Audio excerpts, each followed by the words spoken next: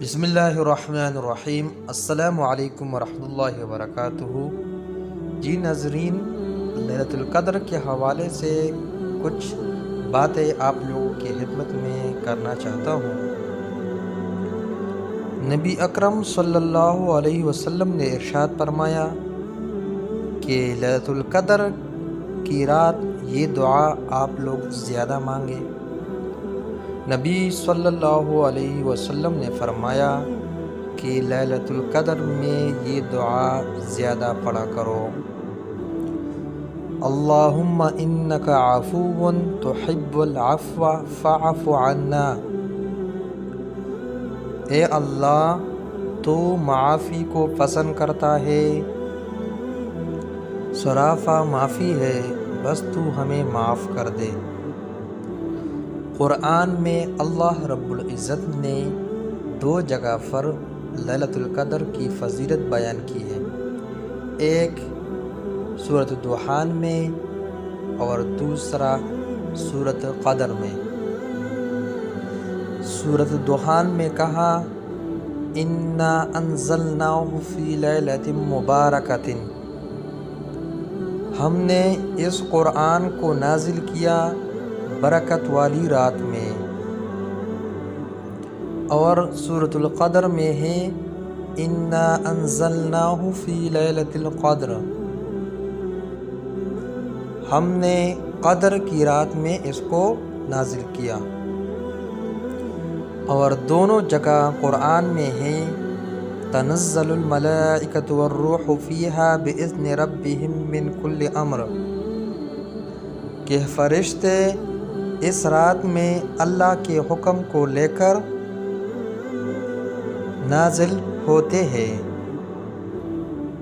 اور سورۃ دخان میں کہا فیہا یفرق کل امر حکیم، ہر حکمت والے فیصلے اس رات میں کیے جاتے ہیں۔ تو یہ سب لیلۃ القدر کے بارے میں ہے۔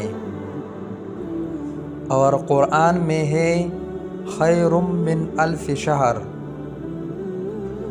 1000 مہینے سے بہتر ہے، اس لیے لیلۃ القدر کو رات میں تلاش کرنا چاہیے۔ تو اس لیے لیلۃ القدر کو تلاش کرنا چاہیے۔ اب امکانات ہے اس رات کو تلاش کرنے کے لیے۔ سب سے پہلی بات کہ لیلۃ القدر رمضان میں ہوگی، اور دوسری بات کہ رمضان کے آخری عشرے میں ہوگی، اس کے امکانات زیادہ ہیں۔ پھر آخری عشرے میں ہمیں یقینی طور پر نہیں بتایا گیا کہ کون سی رات ہوگی، یہ بتایا گیا کہ طاق راتوں میں، یعنی 21ویں رات، 23ویں رات، 25ویں رات اور 29ویں رات میں، یعنی ان راتوں میں امکان زیادہ ہے۔ اور بعض حضرات کے مطابق 27ویں رات یعنی 27ویں رمضان میں اس کے امکانات اور بھی زیادہ ہیں۔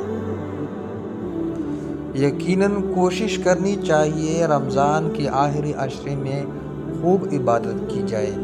ویسے سارے رمضان کے مہینے میں خوب عبادت کی جائے۔ ان آخری رات میں کم از کم خود بھی اور اپنے ساتھ ساتھ اپنے تمام گھر والوں کو بھی اس رات میں خوب عبادت کرنے کی دعوت دیجیے۔ ساتھ اپنے بچوں کو بھی اس عبادت میں شامل کریں۔ اس کو آپ اپنے بچوں کو اٹھائے کہ بھائی نماز پڑھے، اور خوب اللہ سے دعا مانگنی چاہیے۔